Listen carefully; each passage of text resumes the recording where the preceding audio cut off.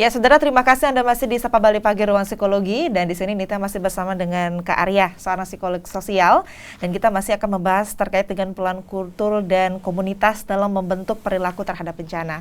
Kak Arya, tadi di segmen 1 kita bahas bagaimana respon manusia begitu secara umum ya terhadap bencana gitu. Dan saat ini kaitannya kita sedang menghadapi bencana juga, namanya ya kayak COVID-19 dan beberapa bencana-bencana alam yang akibat cuaca ekstrim akhir-akhir ini. Nah, tadi terakhir sebelum kita akhirnya break itu kita bahas terkait dengan pola relasi manusia ya, bagaimana mempersepsikan terhadap bencana alam. Nah, itu seperti apa, Kak? Bagaimana melihat persepsi manusia terhadap bencana itu seperti apa? Ya, kalau kita bicara terhadap bencana, berarti kita bicara bagaimana manusia merespon alam. Ya, ada 3 nanti levelnya itu. Bukan level ya, bentuknya ya. Jadi yang pertama, kalau manusia menganggap alam lebih tinggi daripada manusia, dalam artian alam lebih besar kuasanya. Sehingga kemudian manusia menganggap kejadian luar biasa ini, bencana alam atau bencana terkait penyakit ini, sebagai hal yang memang tidak bisa dia kuasai, sehingga bentuk perilakunya manusia muncul kepasrahan gitu kan. Manusia menganggap ini hal yang dia harus mensejajarkan diri, posisinya untuk berdamai dengan alam, bahwa alam itu lebih berkuasa dari dirinya, maka dia memohon ampun misalnya gitu kan. Maka muncul nilai-nilai ketabahan, kesabaran yang sebenarnya dekat dengan konsep resiliensi kalau di psikologi ya.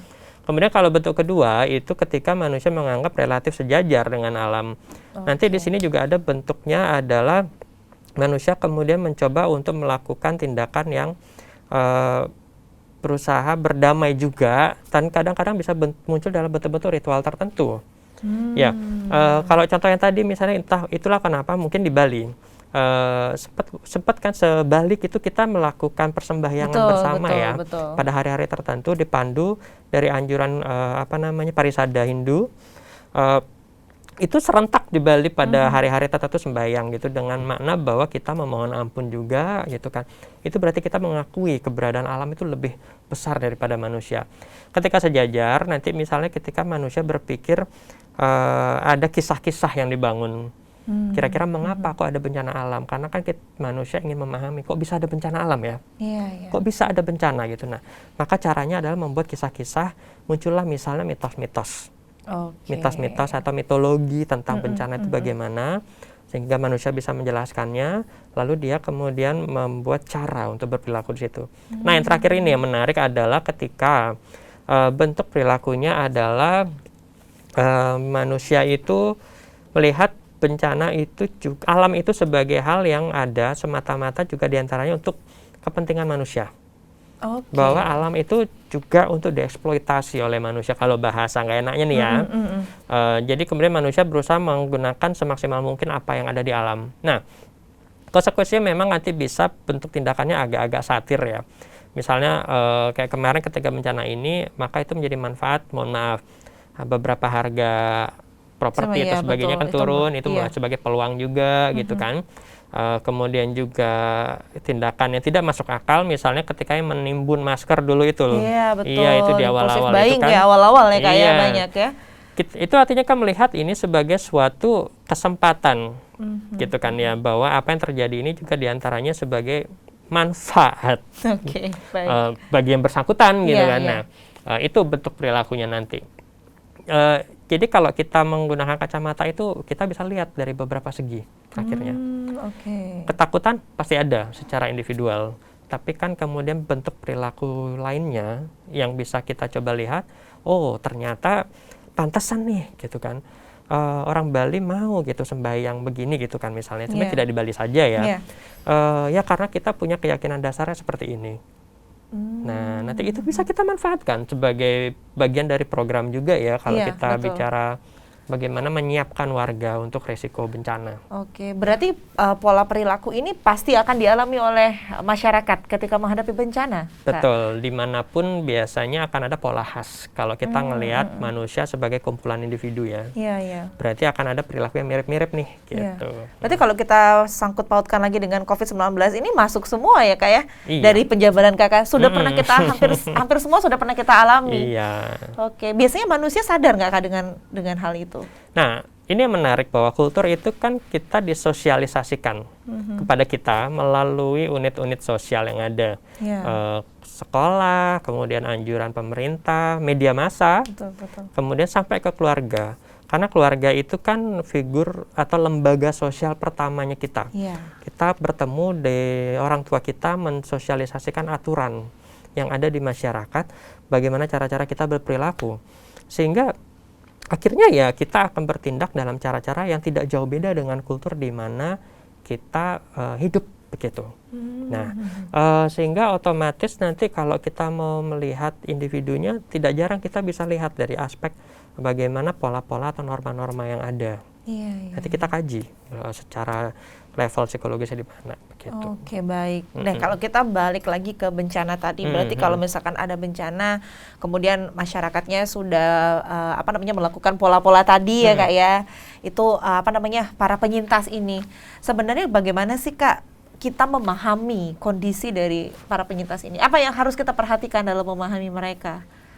Penyintas ya, jadi atau orang bahwa kalau kita sudah memahami set of behavior-nya gitu ya suatu masyarakat, plus juga pendekatan individual itu, ini tidak berarti pendekatan individual disingkirkan ya, karena pendekatan individual itu juga akan membantu ketika kita sudah harus penanganan individual. Itu tidak jarang diperlukan, tapi juga kita bisa melihat di level makronya. Nah, nanti terhadap mereka kita bisa memahami, oh ternyata alam berpikirnya begini, alasan-alasan perilakunya begini gitu ya, A, B, C, D gitu ya. Maka kalau kita mau bikin program atau kita mau membuat cara untuk mengatasi pengurangan risiko bencana, kita manfaatkan apa yang ada di masyarakat setempat. Karena kan tidak jarang ada program turun ya dari atas ya. Dalam hal ini kan dari pemerintah misalnya atau lembaga lainnya. Sudah bagus programnya, tapi ketika kita terapkan, sudah diajarkan, hilang gitu langsung. Ternyata gini ya, hanya terjadi pada satu episode, tidak berkelanjutan.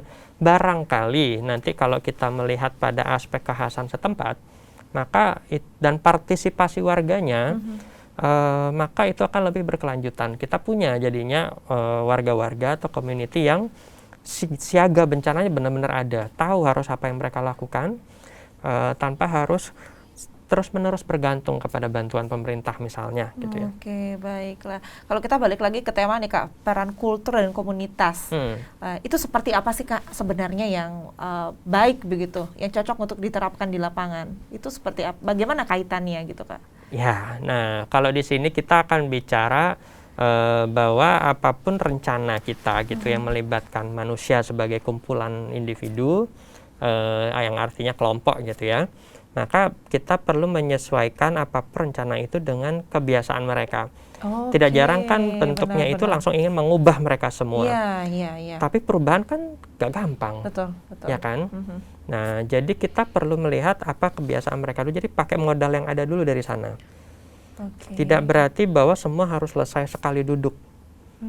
Karena kecepatan masyarakat untuk menerima perubahan bisa berbeda. Maka kita gunakan beberapa bentuk-bentuk yang ada di tempat tersebut. Misal di Bali ya, kita punya ada Banjar dengan beberapa satuan lagi, itu bisa dimanfaatkan juga. Karena itu adalah modal sosial. Artinya modal untuk perilaku yang bisa saling mempengaruhi itu ada. Nah, kita gunakan itu, unit-unit itu, lalu kita juga bisa perlu adanya kerangka memberdayakan warganya melalui sistem yang ada di sana. Kembali lagi dengan sistem yang ada di sana. Iya. Jadi kita berdayakan dalam artian bahwa supaya mereka juga bisa punya kemampuan mandiri. Betul. Jadi otomatis perlu ada pelatihan-pelatihan, termasuk pelatihan psikologis juga ya ketika ada bencana seperti ini misalnya, selain skill-skill hard skill itu juga.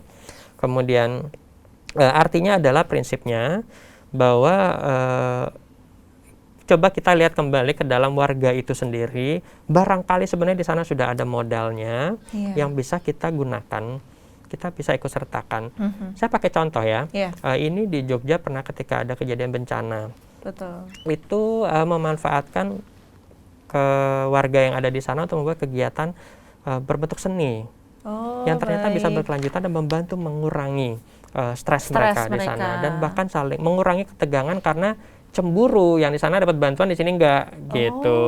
Itu kan bisa jadi persoalan itu bisa juga. terjadi ya Kak Iya, ya? Betul, betul. Nah, jadi banyak sekali yang bisa dilakukan, tapi tentu saja tidak semudah kayak ngomong ini ya nanti. Iya. Memang, kalau kita bandingkan memang kalau pendekatan dengan kultur dan komunitas ini mungkin lebih efektif dibanding kita personal, begitu ya Kak ya? Tidak ya, maksudnya tidak berarti mana yang lebih Tidak efektif berarti ya. lebih efektif. Satu sisi semuanya ada kelebihan kekurangan ya. Misalnya individual itu kan butuh waktu dan juga ada ketergantungan dalam tanda kutip ya, bahwa antara klien dengan orang psikologinya harus bertemu di sana. Tetapi sumber stres kan di luar ya, sumber stresnya ada di luar, sehingga nanti bisa panjang prosesnya dan tidak jarang berkaitan dengan biaya.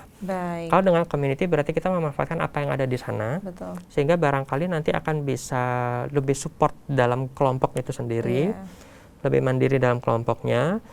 Persoalannya adalah tantangannya itu tidak mudah untuk membentuk perilaku yang langsung sekaligus sistemik gitu ya, orang-orang yang ada di sana. Ya, berarti tidak bisa kita bilang lebih efektif mana gitu ya Kak ya. Oke, kita akan jeda dulu Kak Arya, kita akan lanjut di segmen selanjutnya. Saudara, setelah ini kita masih akan membahas terkait dengan peran kita, topik kita hari ini, peran kultur dan juga komunitas dalam membentuk perilaku terhadap bencana. Kita akan kembali setelah yang satu ini, jangan kemana-mana, tetap di Sapa Bali Pagi Ruang Psikologi.